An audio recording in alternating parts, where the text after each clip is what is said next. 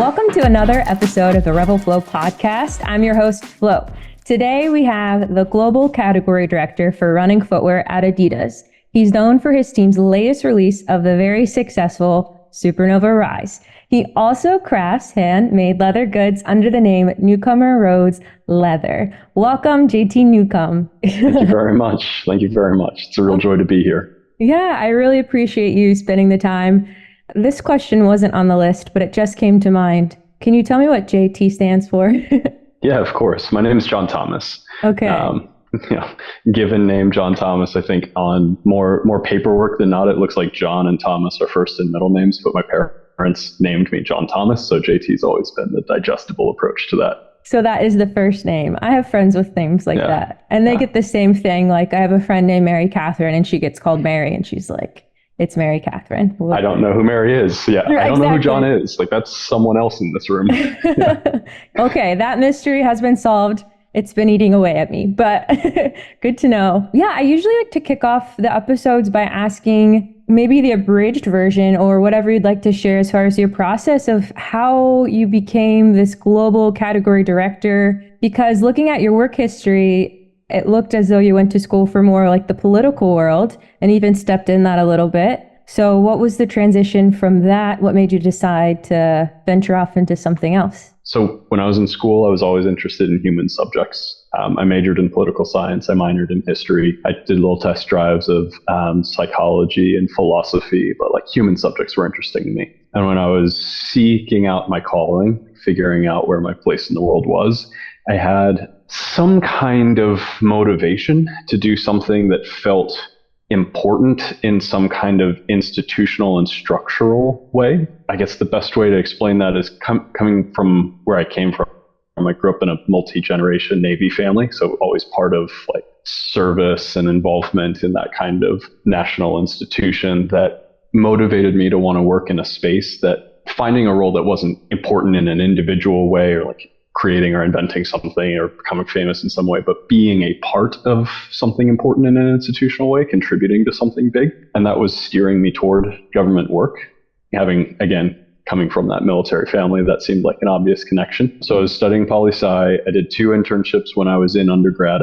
I worked as an intern in the Department of Homeland Security and in the Virginia State Legislature. And between them, I liked the Homeland Security work more than the legislative work. And so I started looking at career paths in government service and then accidentally fell face first into politics. Federal jobs take like a year or more to land. There's these long applications and testing and vetting processes. And while I was waiting for those, family friend recommended interning on the Hill and helped me land in DC with a place to live while I was doing that unpaid internship, and did a few months of that turned into a job. And before I knew it, I was working in politics.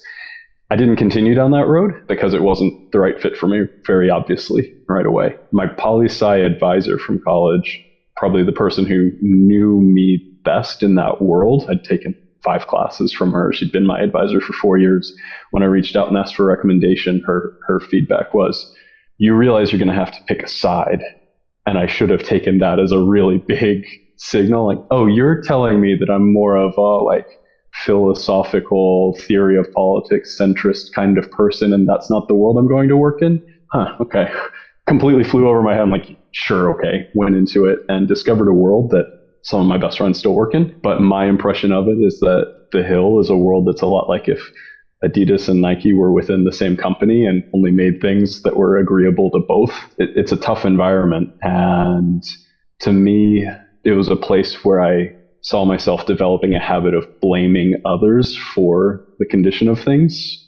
And that wasn't the way I wanted to work. So I'd worked in a running store in college because I was a Division III runner and got that experience under my belt while I was still in school. And when I had moved to DC, I started picking up weekend shifts working for Pacers, the local store there. And eventually I was working 7 days a week and realized that I enjoyed waking up on Saturday and Sunday. And I really didn't enjoy going to work on Monday, Tuesday, Wednesday, Thursday, Friday. And the light bulb went off. Like, there's got to be work that I can do long term in this space and be happy that that's the right space for me if I don't mind working these weekends, but hate what I'm doing career track wise. So had a sit down, had a conversation with Chris Farley, the owner, my boss at Pacers there, and set off on this world of working in this industry, starting with running specialty retail, and then eventually Adidas. I can imagine that light bulb moment too, where you being more of that philosophical minded person looking for just the best good, but then that's not how funding works, unfortunately. Yeah. And I don't promise to understand everything that goes on in DC. I wish honestly that I looked more into that thing, but or the very important thing. I shouldn't even have said thing, but it is tough when you're looking for the greatest good, and sometimes it puts you in the middle, but it's hard to make progress with that. So, and having your motivation being contribution for giving someone the best that they could want or need, it's tough to do that when you have to pick a side. So it makes sense to, and coming into like where you're at now, you get to do that in your role. It's similar but different, of course. You know, it's not like global policy, but you are a global director. So, I mean, you're still on a major scale, and it's very cool that you get to give people based on what they've asked for. You get to give them something that meets and beats expectations. So it's like a winding road to where you got, but I feel like the outcome, the mission that you started with is still there, which is really cool. Because I don't feel like everyone gets that. You know? Yeah, I think I did find something that satisfied that original motivation or desire. But you know what the difference is you were talking about hearing and collecting from people globally all over the world. What do they want, and then getting to work on solutions for that. 100% of our customers self-select. I'm not doing business with anyone. I'm not building product for anyone who doesn't want to be there. And that's not how government works. That's 100% of your constituency is not self-selecting. And that just completely changes your day-to-day and the game that you're in and what life is like. And I love that. I love getting to work on something that everyone that I interact with wants to be here. And in most cases, it's kind of recreational. Like it's something that it's with extra time and with extra energy. And so it's really, really fun to engage with everyone that you have. There's no one that you have to engage with. Yes. Everyone you get to engage with. And everyone is on the same page, like you were saying. Absolutely. Definitely makes sense. And being one of studying and looking into personality and psychology of why people look at what they look at and why they need what they need, and being able to like answer and listen in for those questions, like that kind of role you're in, it sounds like you get to do a lot of digging into the psyche a little bit too. So from Pacers, what brought you into the Adidas world?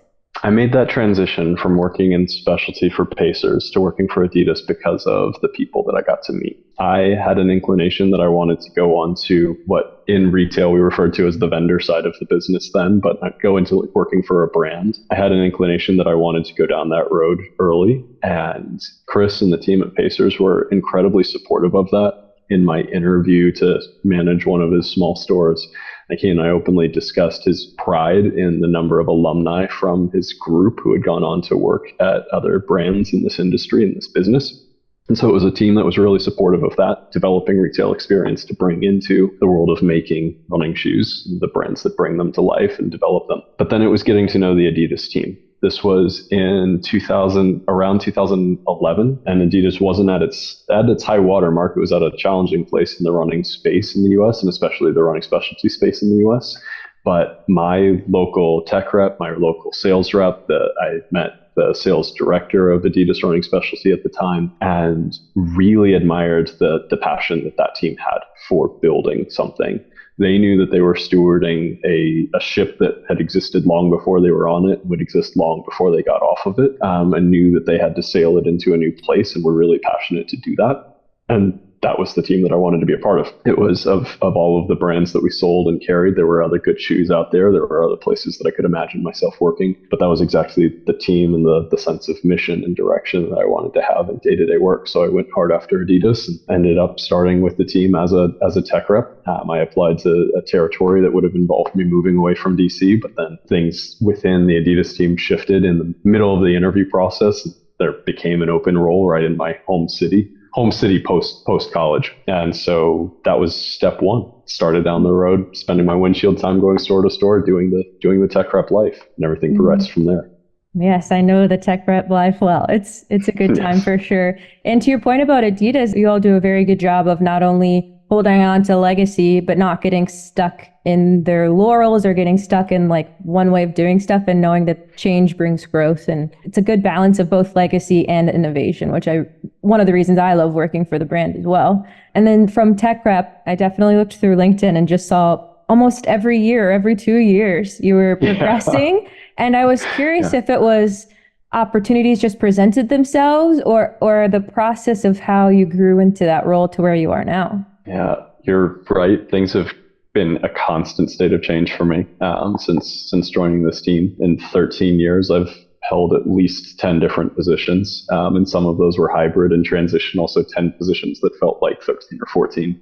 Honestly, none of it was intentional. There wasn't a step that I've taken in my time at this company that I actively sought out or made happen. Every one of those steps has been, many were things that were of interest or things that would be down the line. I'm very lucky to say now that what I'm doing working on the running product team is the dream job for me. This is something that I did try to make happen 6 or 7 years ago. I was trying to find positions either in running or in related categories, but working in product management, and it wasn't working out at the time. And that's one of the few phases where I was really actively working to try to create my own path or pick my own path within the company. Every job that I've had, every position that I've had has been something that came up when someone was looking for a skill set, an experience, or an ability that I'd established that I had. Basically, my every role that I've had at Adidas has been a sequential process of trying to be the best I could be or do the best that I could in that role, and then finding a strength or a skill set that translated well to the next thing. Went out and busted my hump as a tech rep, and then the position of this regional manager was created. We hadn't had a regional manager, but we expanded the team, so went from one program manager to needing 3 regions. And I was asked to. I obviously have had to interview for all of these things, but I was asked to put myself forward for that based on the work that I'd done in that team. And then going from there, I spent a lot of time practicing presenting our stories. I developed a real passion. I'd like to say skill set, but it's easier to say passion for presentation of our narratives. And this role eventually was created as a training manager to help onboard our expanding team and do a little bit of train the trainer exercises and help spread our story. And that kind of fell into that because that was something that I'd been doing. A couple of things happened with company reorganizations, and I moved from the North America running BU into field marketing because of the nature of my role shifting. Well, the seat where I was changed, and so the nature of my work changed with it. And while that wasn't something that I picked at the time, it was something that I'm so grateful now for the specific experiences and learnings I got out of it. And all of these things kept laddering up until the day that a product director here called me and said, "I have a position I think you could be good at. Would you be interested in interviewing for this?" And I went for that. And again, the next door opened just by concentrating on doing the best I could in the seat that I was in and establishing, I guess, showing people a thing that I could do or a thing that I had experience with that would be beneficial to a thing that they were looking for someone for. Yeah.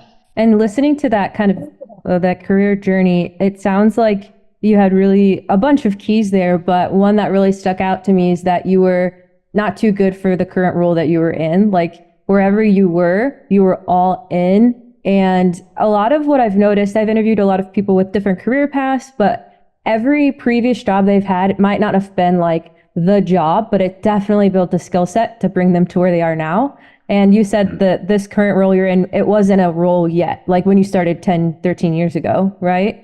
Mm-hmm. And so you had a goal of, progressing, but you didn't know that this was even going to be an end game or, another stepping stone. So the fact that you really had pride in your work of where you were and you weren't too big for any job and you developed skill sets that just, compiled on top of each other, I think is so beneficial. Like for a lot of the listeners, they might not even be in a career that they enjoy at all, but still being in where their feet are, like being where your feet are at and building yourself there. Obviously you're a testimony of that, really, to bring yourself to where you are now. I heard one of your other recent episodes where there was the subject of the skill sets learned working in financial management and transitioning that into a different creative field. And like, it is the same. Yeah. You learn skills and you gain experiences as well. Like skills are a specific thing that you're good at. Experiences are a thing that anyone can do if they're given the opportunity and dedicate the time to that and learning it. Honestly, I think one of my core contributions to the team that I'm on now is my time having faced accounts and retail and brick and mortar and more than anything in the world, sitting across from consumers and lacing up shoes with them and talking through their feedback on product. I am not an expert in design. I am the furthest thing from a skilled developer. I do not know the specifics, the deep knowledge that you have to build shoes well. My value in the relationship with the team is being able to speak for the person at the end of the funnel who's going to put this on and what's going to be valuable to them, and the things that we can anticipate their feedback looking like or sounding like. That's what I do here, and I gained that from retail experience. When I was a tech rep manager, I can't tell you how many people I interviewed for tech rep roles who basically said in the interview that what they were looking for was to escape retail. I've been working in a running store for 2-3 years, and I want to move on from that. I'm ready to move on from that. Do you know what you're interviewing for? Let me talk to them. I'll give them a tell. It's retail with drive time in between. But between my time working for a store and then my time servicing retail at Adidas, that gave me exposure to runners, to people who are running or shopping for running shoes. That is the basis of what I do on every single day now. Yeah, it sounds like you're kind of like the pillar or the UI UX designer that tells the engineers what the people want, and then they do all the back end. But yeah, it's definitely, what is the metaphor where it's like, I don't want to follow a leader who doesn't have scars, like who hasn't been in the trenches. If they look pristine, like they've never been in the trenches, they don't have the experience. It's good that you have that, because then people can trust what you're saying. You're not just making it up because you think it sounds good, but you're getting it from the consumer. So it's definitely important. You say that. In my tech rep days, we didn't talk about it as scars. We talked about it as getting kicked in the teeth. Yes.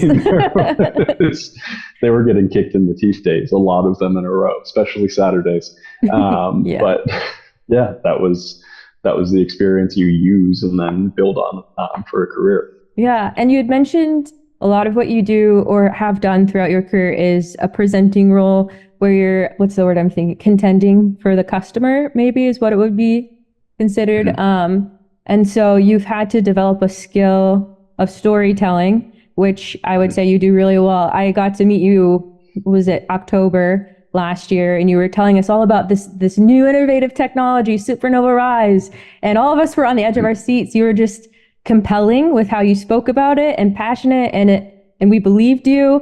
You did a very good job of that storytelling aspect. So a lot of your role is giving a voice to the needs of other people in the running space. So how have you developed that skill in the past, and how important do you feel that is in the role that you're in, being able to be a good storyteller? I love the question, and I think it speaks to what it is that excites me about the work that we're doing, creating things. You referenced earlier the experience of a UX manager working with engineers and developers. That's very much the way that we work here. Our product team, there's a big team. There's a lot of functions that bring product to life. But the starting point, kind of the core creation team, is what we call a triad: product manager, a designer, and a developer. And as working on the product management side of the triad, you don't want to trust me to make things, just make things. We're collaborating creatively to bring things to life. But a product manager should be a storyteller. I humbly think that's selfish for me to say, because I think of myself as a storyteller, as a story crafter. It's something I've been doing and developing in different work for a long time. What you didn't find on the LinkedIn page was my summer job as a youth. I spent a decade working in a living history museum. If you've ever heard of Colonial Williamsburg, I was a costumed interpreter for almost 10 years, spending my days telling our guests about life in the 18th century capital of Virginia. We definitely took an 8th grade field trip to Colonial Williamsburg. That's amazing. I might have still been there if you visited the brickyard, if you learned anything about how to make bricks in the 18th century fashion. Wow. But that was the first thing. From the time I was 11 years old on, I started practicing presenting a story and making it accessible to an audience that, in that case also had chosen to be there, but probably had very little in the way of connection points to why this story is relevant in creating those access points. been doing the same thing at Adidas in a lot of ways. Working as a tech rep, you're going out and you're sharing stories, talking about why you should be interested in this. For building product for runners, you make great product. If you can make the best product, it's going to get picked every time in a neutral environment where everyone gets to try on every running shoe and find things. But there's a lot of good brands making a lot of good product out there, and the retail landscape is complicated, and where you go to look for information, whether it's in a physical space in real life or whether it's online, it's a very complex space. So we have to storytell a reason to look at us, to try, and then find out whether that's a product that works well for you or not, or that you like or not. So that's something I've been doing at Adidas a really long time. And you mentioned my little hobby with crafting leather goods. That's its own story, how I fell into it. But I can tell you that the motivation at that time probably had a lot to do with not a frustration, but a desire of an empty space where I was spending my full-time work every day storytelling what felt like other people's stories and looking for a creative outlet to make things. So I really enjoyed having that thing on the side. Won't call it maybe side project. Won't you call say it that humbly. You say it so humbly. I've looked through your Instagram. They're super impressive pieces. So very good. I appreciate that tremendously. I think that what you're looking at in the outcomes of that work reflect two things. One, my compulsions to work on things well, but two, the openness of that community to teach each other things, and everything that I learned over there is from other people willing to share, which is its own amazing experience. I could go on for hours about that, developing that skill set because of the generosity of strangers. But it created that outlet where I was making a thing that I could make my own story about. And I like to, especially when I build something new, create a backstory for the reason I've named it what I've named it. And that's a fun creative exercise for me. Now, start having the opportunity to finally step into making product at a product company as the product manager, not the designer or the developer. My job is to start with what we want the story to be in the end. I need y'all to build something. This is what I need it to do. And then this is what I need, how I need people to feel about it, what if they think about it, and what's going to be different about it, because this is the framework of the story. And you're evolving that story over time, like 2 years before people ever see it. But you're tasking a team who has a lot of technical expertise to help you build the story that you imagine to start with. Yeah. And then going out and sharing that story. So when you and I first met and I was presenting on Supernova at that time, that was my excitement then, as it still is now, is at that point that was already the accumulation of 2 years of practicing telling this story in a way that was super vague and didn't have product to go with it. And then the product slowly comes to life and looks more and more like the story you want to tell. And then you're like, it's here. And so that becomes something that's so much fun to share when you are able to connect the original idea to something that is physical and tangible as well. Yeah. As far as like the development process, it probably, does it look exactly how you imagined it? Probably not exactly, right? No, not at all. Yeah. There's a lot of learning to it. One of the things you learn, by the way, there is a layer that I have to build a vision toward, but that also has to fit inside of the higher layer of what my general manager and my brand direction have this vision for what the brand is and what running is. And we work into that. And I'm lucky now to have a team working for me that will build parts of that vision, and it all ladders up, and we work together to make something that is really holistic. That complication was one of the biggest learnings for me. I think that in my decade of work in this industry before coming over here to Herzo and starting to work on shoes, I did imagine or had interpreted a little bit higher level of individual responsibility over products. This is the shoe that you made, or this is the project that you drove, or this is the person responsible for this. It is so collaborative with so many inputs from all over the place, many, many stakeholders internally as well as externally, that you have to learn how to manage that. And that was the big upskilling for me, was bringing people along. Like, you might have the original narrative and the little spark of a story, but how to bring people along and get their contributions in it and get their needs met in the process as well is the big surprise of stepping into this kind of work. Yeah, you don't really get to see that until you look behind the curtain, because usually there's a name attached, like there's an Alberto or JT like attached to, or the face of it, so to speak, because you're the one presenting it to the audience. And I keep going into these metaphoric thoughts, but it really, that's life. Like there's so much pressure if you put all of that on your shoulders. Like that's a huge project for one person to do, and it's impossible for one person to do, but it was never meant for one person to do it. And so I'm sure, like you were saying, entering into that mind shift of it feels like it's all on my shoulders, but then realizing you get to kind of spread the pressure on people who want to be there with you, who are supporting that same dream, and then slowly letting things go to other people who are trusted. And yeah, it's got to be hard to kind of hold things more open-handed in that regard, knowing that your name's attached to it. But like you said, you have a very good team surrounding you. Yeah, that's everything, having that team. And also, you'd brought up how you had been communicating other people's thoughts, other people's ideas, and that's what kind of led you into Newcomer Roads Leather, which I think is a big key to highlight, because it is good to advocate for others, of course, like no brainer. It is great to put a lot of work and effort into something, one, that you are naturally passionate about. I know you're a passionate runner, so you want good running products personally. And so of course, like if you want it, you know other people want those good products too. And so putting your heart in that, but then realizing like, oh, I've emptied myself out. So having that, you want to call it side hustle, and that's okay, you know, like, but it's really impressive. I'm going to tag the products in the show for sure.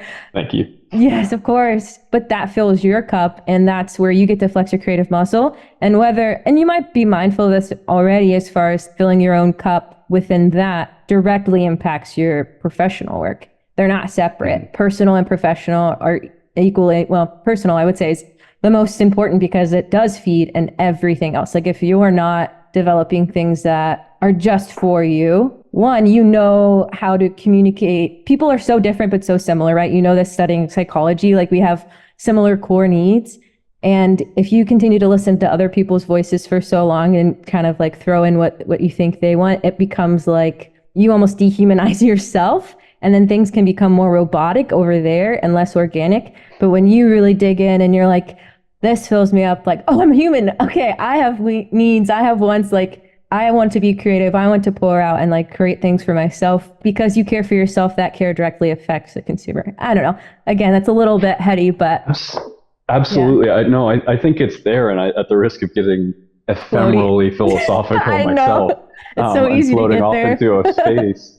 No, that is something that I really love and recommend to anyone about a creative hobby that complements their work. That in the whole time that I've been doing leather work, I've been fighting it becoming a side hustle. It's like, no, it's a hobby. It's a hobby. Let it be passion. No, there can't be deadlines on this. This can't be a business. This can't be something that I'm putting extra pressure on myself for, because I have all of that I could possibly want when I go to the office.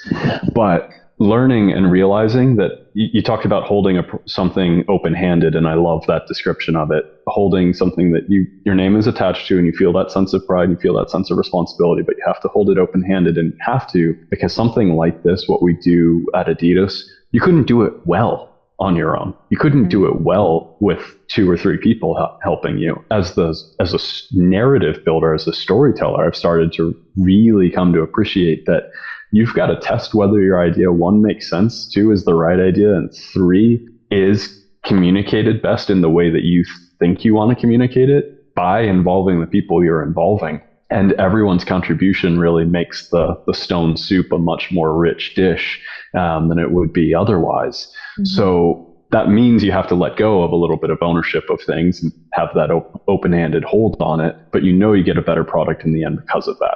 Mm-hmm. And that's the difference between something that we can scale and the number of runners we can reach, the number of people whose lives we can touch by delivering something that makes the experience of running better globally, that I could never begin to do as a single crafter.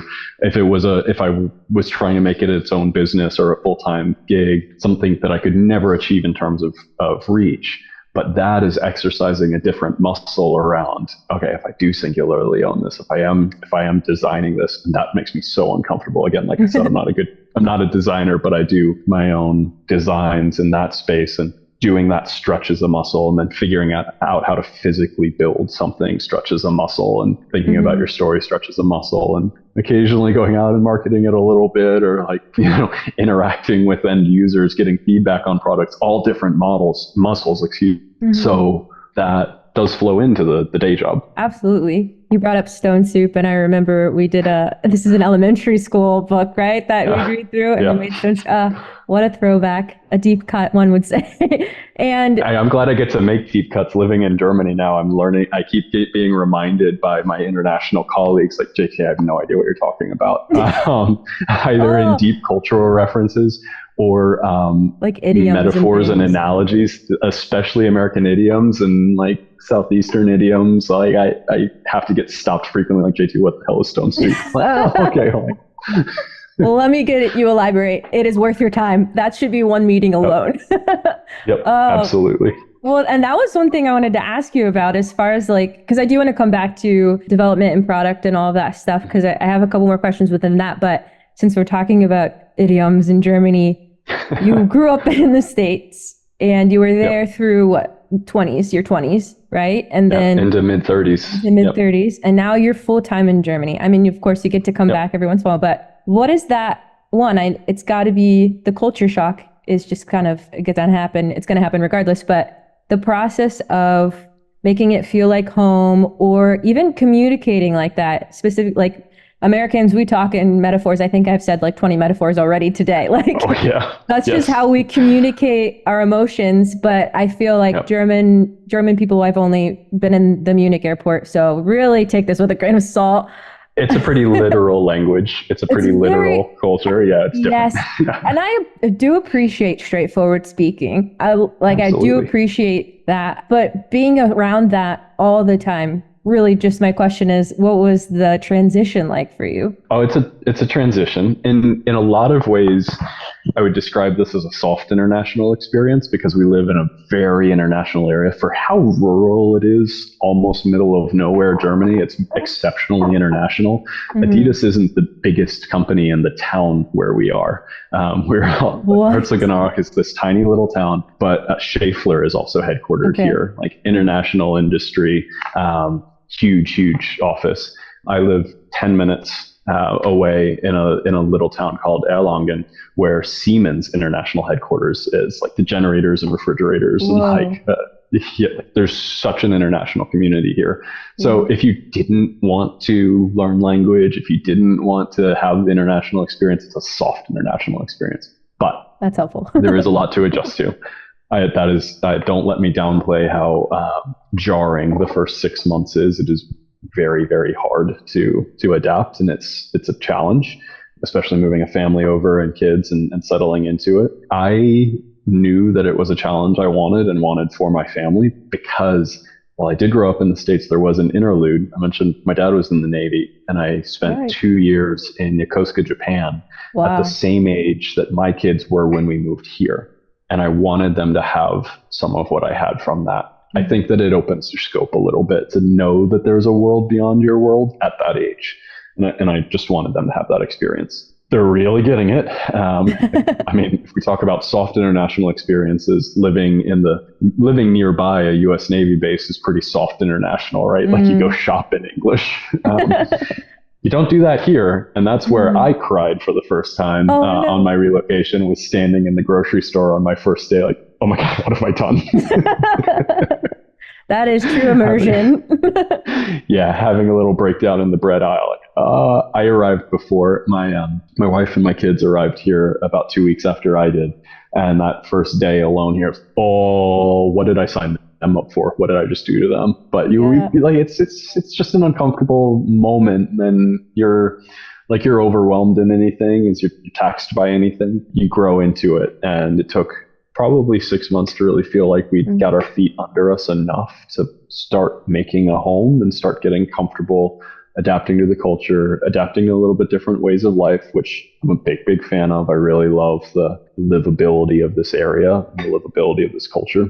Learning to communicate with colleagues and neighbors who have a very different communication style. I think I learned so much from one of the people on my team when I first got here. We'd have our one-on-one meetings and we'd go over to do tasks. And after I'd been rambling for 5 minutes in American, she would stop me and say, JT, could you just tell me what you want me to do?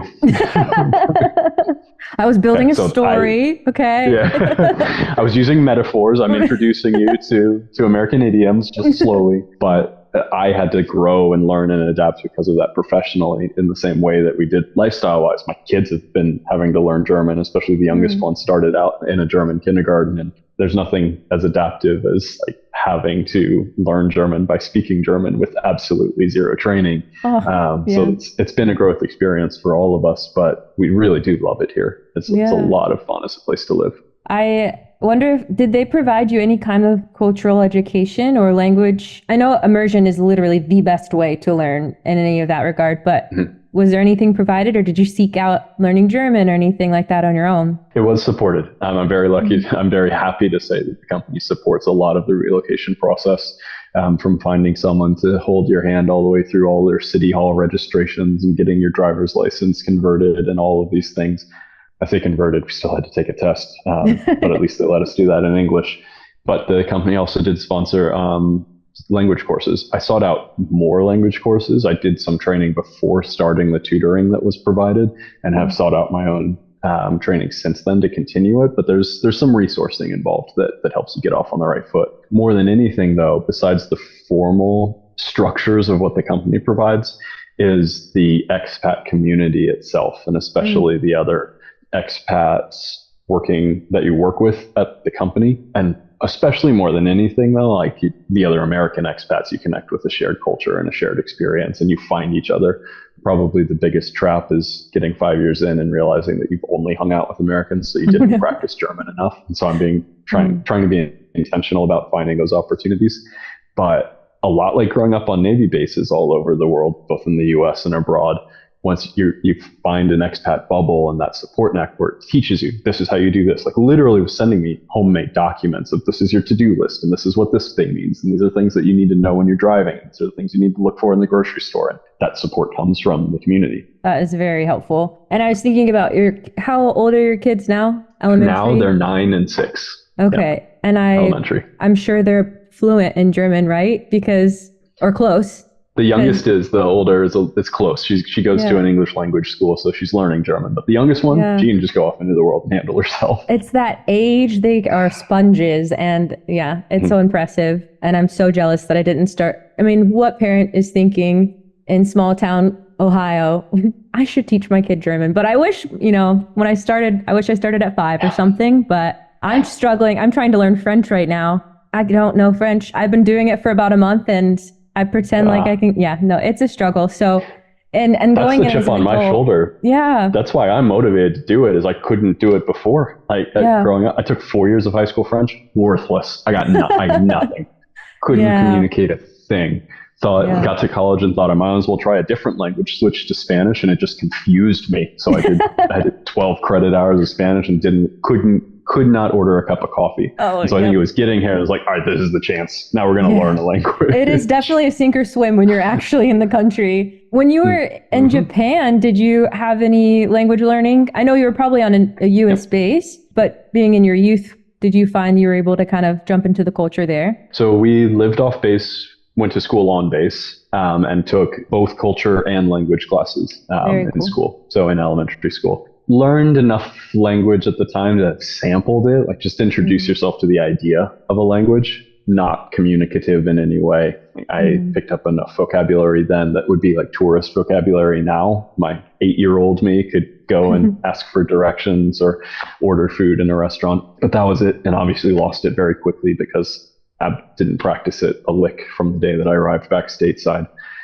But similar to my kids' experience, if we moved back right now, certainly my oldest would lose the German very, very quickly. But at least has been exposed to it, at least has opened up that new skill set. And I swear, like you said about the jealousy for people who did learn 2 languages growing up, I realize it's a superpower for people to be able to think in 2 different languages, because you apply logic differently, you apply personality differently, we've even seen. And so I'm deeply jealous of people who did. And I feel like not really ever having needed to growing up in the US is just, it's a shame.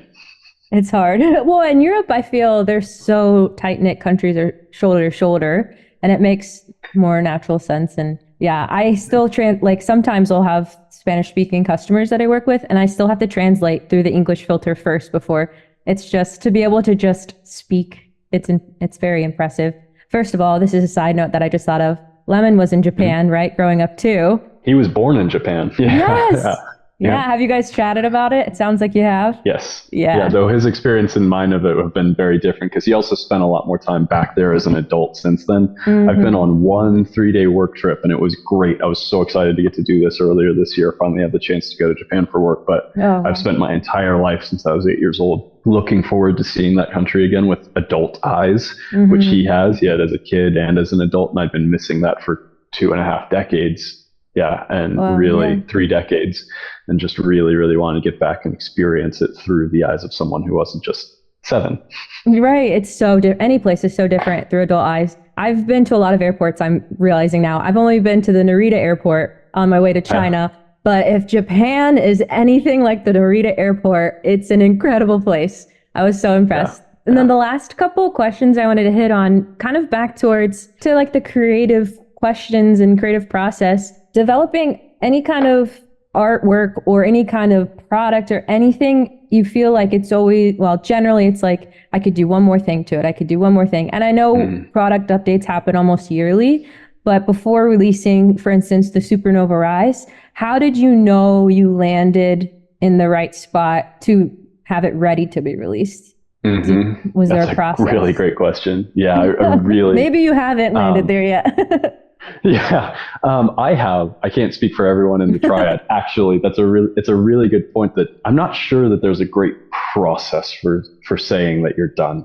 There's certainly deadlines that force it to happen. There becomes a point where like, we're not going to be able to make this and deliver it if we don't put the pencils down now. Honestly, I admire deeply, love and respect, and really, really enjoy everything about my lead design counterpart, Uli. He is exactly the person who would keep working on something forever. Like it'll be done when it's done, but we'll keep working on it forever. So we had to, through the launch of Supernova and the first models with Supernova Rise, had to develop a relationship where I, being the person who didn't own the design, had to find a way to tell him like, Uli, it's ready.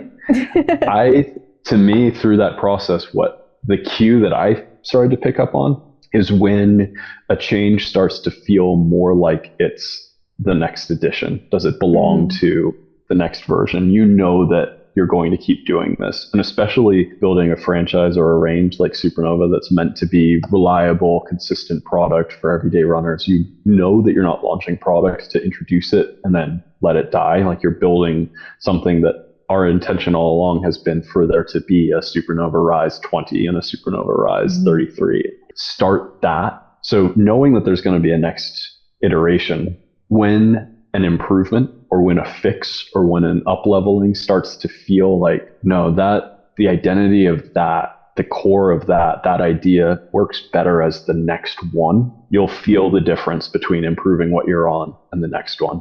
And the same thing working at home in my little workshop. I've done a lot of projects where I'm what should be a quarter of the way through and throw it away and start again because I just know that I should have done something so differently that will make this version better. And then there are things where I learn something or see something or figure something out and say, what we have here is still good, but that'll be a fun one to save because that will challenge me the next time to make the next version of this a distinctly second chapter or third chapter or fourth chapter. It sounds like it maybe doesn't take off the pressure, but the focus of it needing to be perfect right now isn't necessarily a need as much as it is like it's hitting the standards that you've put. I know you guys have incredibly high standards, so it's not like a lesser by any means, but you've hit the standards, you've hit the goals of what you sought after. And then it does, like you said, you're not building a one and done, like you plan on it progressing regardless. So not having to have it 100%, because that never happens and nothing is ever 100%, right? That's depending on what day you ask me. I might say the product's perfect, like depending on what mood you catch me in, but. Yes, no,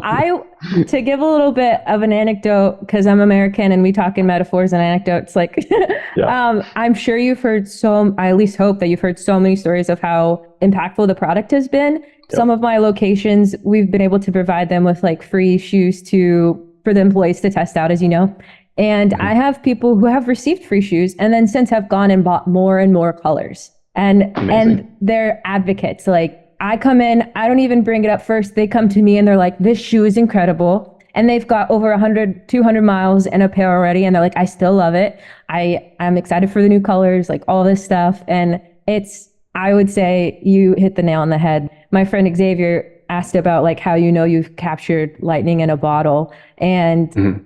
and it sounds like it feels like Supernova Rise in a way. Like when you realized how it fit that missing piece almost that we've always been known for our technology being fantastic. Like our pros, Yep. oh my gosh, those products are amazing and really filling the gap of the everyday. You've done it well. So what was the feeling of we landed it? Like what was that experience like for you? You have to, on a process like ours, on the way that running footwear is created, you have to wait so long for that. You can only be pretty sure that the product is right.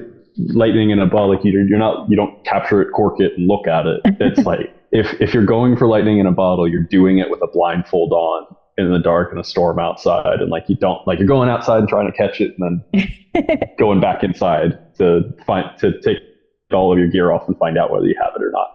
If you like that for an American style analogy I'm or here metaphor. for it. I'm just riffing, but you have to wait. And we thought we felt good, but you don't know that you've done what you wanted to do until a product that is a consumer good that people go out and buy and use, until they've done it and then come back and told you. You reference people trying the product and then getting the next one. That's it. Like we had to wait for people to run a couple 100 miles in the shoe and decide to replace it before, all right, that's great. It helps to see it in the wild. Like when you make something and then you're out in public and see someone who clearly bought that thing off a shelf, picked it up and put it on. That's a really surreal experience. The first time you feel that, like, I know way more about your shoes than you know about your shoes. If you ever want to talk about it, take a picture. It's like someone approaches you, they're like, I have this shoe, I need to tell you about it. It's the Supernova Rise, it's incredible. And you're like, it is, right? I made that. I also coach fitness coaching, and like I'm always looking at people's feet and footwear. And most of the people I coach do not know I work for Adidas, like the newer people. And I see them come in the Supernova Rise, and I'm like, who told you about this shoe? And they just can't stop talking about it. And so I always make sure to snap a picture with them, and they're like, why are you taking my picture? But all that to say, don't worry. Yeah, it's got to be a good feeling for you to know that, like, one, you didn't waste your time and you're making a very impactful product. So it's very cool. Very well appreciated. Thank you. Of course. I mean, it is my obviously daily runner. I have to say that's great. I love to hear it, but like, I just have to keep saying that, that when you use the word you, that's the plural you. It's such, I just have such a privilege to sit in front of a huge team. Honestly, there's 100 people that made this. There's 20 that worked, sweated and bled into it like throughout the whole process day to day, but 100 that made it. And that's, they did it. I was just about to ask you to name them all until you said 100. Yeah, definitely the plural you. Yeah, it's still impressive. And I've seen you post about your team and just like your gratitude.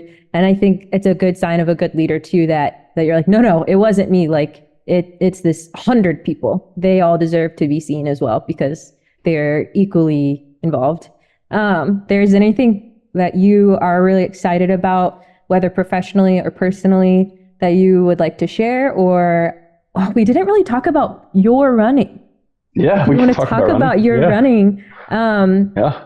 Favorite Adidas running shoe?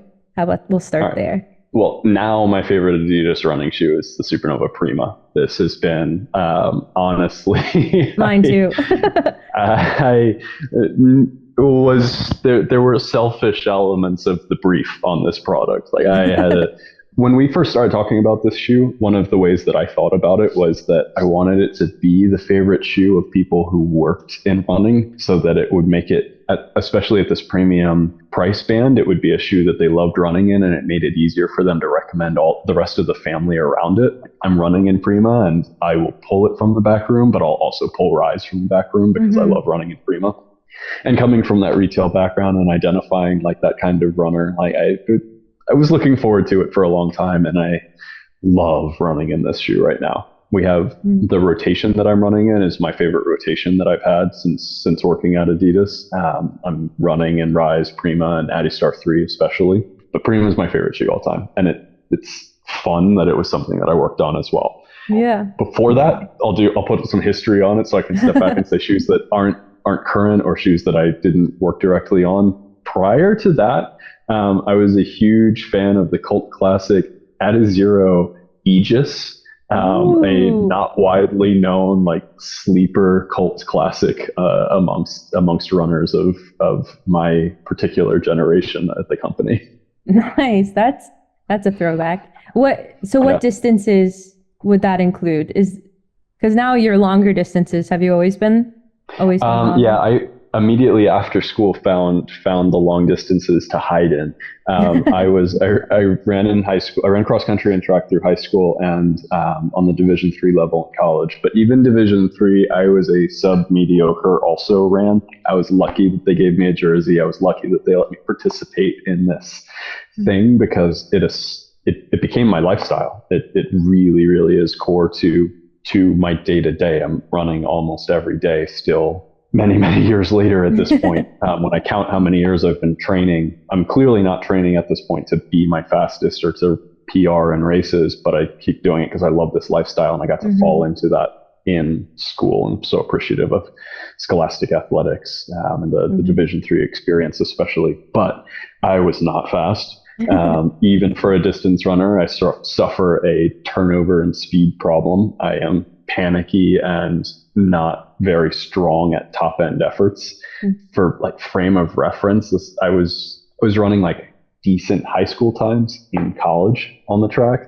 For where I I was not fast for the peer group that I was in, for the people that I spent my time around. And I thought that I would run one marathon after college while I was still in track shape to have said that I did it, and enjoyed the half marathon and the marathon more than I certainly ever did track, and almost enjoyed it as much as cross country, but arguably was better at it than cross country. And so found this space where I could hide my lack of speed by just doing long tempo runs. Found a space Yeah. for that. And I know, especially like you've been in the mind of the Supernova Rise consumer, which is like the everyday runner or even a beginning runner. It casts such a wide net. But what would you say with your running background? Do you have any advice for someone who's looking to begin running or who's just starting out? I probably could give advice all day on the subject, whether it was wanted or not, but that's a function of like growing up in running stores and spending all of my time around this. Anyone who has just the slightest inkling of beginning motivation or desire should go for it. There isn't a right way to run or a wrong way to run. I think that if you can remove the expectations of what running looks like, what you should accomplish, or measurements against other people, if you can go out and do some kind of running, no matter how fast or slow it is, whether it's for 1 minute or 60 minutes, whatever it is, if you can lace up a pair of shoes and go outside and move your body in a linear direction 3 times in a week, 3 times in 2 weeks, and you make it through that third or fourth time, you'll start to come into feeling yourself, feeling a sense of your body and the space that you occupy, and this kind of control that is so deeply rewarding. If you just start there, just make it through 3 or 4 runs that can be jogs, that can be walkie jogs, that can be start and stop and over hill and dale or along a rail trail or on whatever surface, go frolic on the beach, whatever it is. If you just do it a few times, you'll start to feel what is inexplicably good about it, what is where the romance in running is and where the reward is. And then you'll have also found that some of your initial pain points too, and that's where you ask for help. Local running stores are incredible resources. Running is going through an incredible moment right now with how social media and platforms are connecting people to coaches and advice givers. Be careful about exactly where you get your advice online. I wouldn't take the first Instagram account that comes up in your explore page, but there are a lot of great coaches out there, not for people who are looking to qualify for the trials, but coaching people who want to get started running. I would always open Google Maps and look at my town running specialty store and see what comes up first and foremost, because you know that you're going to get dedicated attention and support there. And just go in with this is why I'm running. These are what my goals are. This is what I'm comfortable with running looking like for me. Please don't say that it has to be finishing a marathon, because it doesn't need to be that. Marathon is having a moment, and that's great. Everyone wants to do it. Cool. I'm never going to recommend the marathon to anyone who doesn't want to run most days a week. Like, prepare to run a mile, prepare to run a 5K. There are so many other things that you can do. Figure out what you're comfortable with running looking like to you. Tell the people who are willing to help you, and then ask for the advice on the things that are challenges, the things that you can solve with finding the right pair of shoes or stretching or a strength training routine, or the things that'll help you run healthy or create the structure of a training program. But do the first 3 or 4 runs. Just get out and play like a kid plays, like kids play. Play it a little bit. Find what feels right about it. Find where the challenges are, and then you can go from there. Yeah, that's great advice. Just like going to your local running shop, because those people are there because they love running. They're so passionate. So definitely the right people to give advice. And yeah, there's just so many people who it feels like a bigger barrier than it is to just get started. And I think it's a great point that you brought up. It doesn't have to look like anybody else. Like, it's your experience and your running, whatever that is. And it is, you said, the romanticized or the romantic part of running. And it's so true. Any runner I talk to, like, who's been in the game like you, it is something that is just almost, gosh, I almost said supernatural, but maybe, I don't know. I hear you. It's a spiritual exercise, and I don't mean spiritual in the sense of faith, but it is something that feeds the soul. Yes. Thank you for landing my plane, because that's exactly how it should be spoken about. And is there any game-changing thought for you that helped change your mentality? And again, it could be personally, professionally, like how you are with your family or how you are with running, that you would like to share, or even a challenge, like a charge you would like to give the listeners? I could treat this as a charge, and I think it's a summation of some of the things that we talked about before.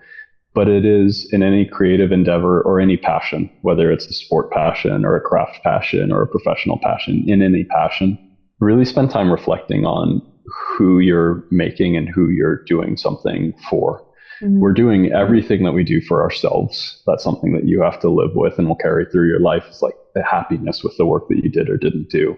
But who is that for immediately around you? Is it a lot of the things that we make, we're making, I think, whether we know it or not, motivated by the legacy we have within our immediate family, within our friends. Like, what are the things people will think of me for or associate for?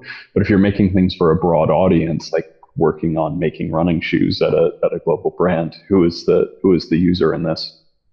And be focused on what that really is for, so that you don't miss where the reward comes from.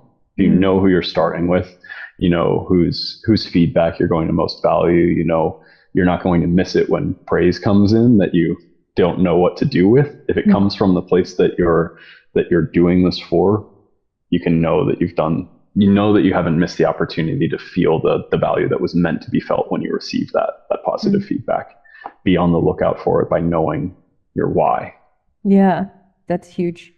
No, that is definitely a good summation too, like you said, of having the vision, having the why, and where you're filling your cup is so important for any endeavor. Thank you so much for your time. This was so many insightful keys, and I just know the listeners are really going to get a lot out of this. And yeah, again, I appreciate your time.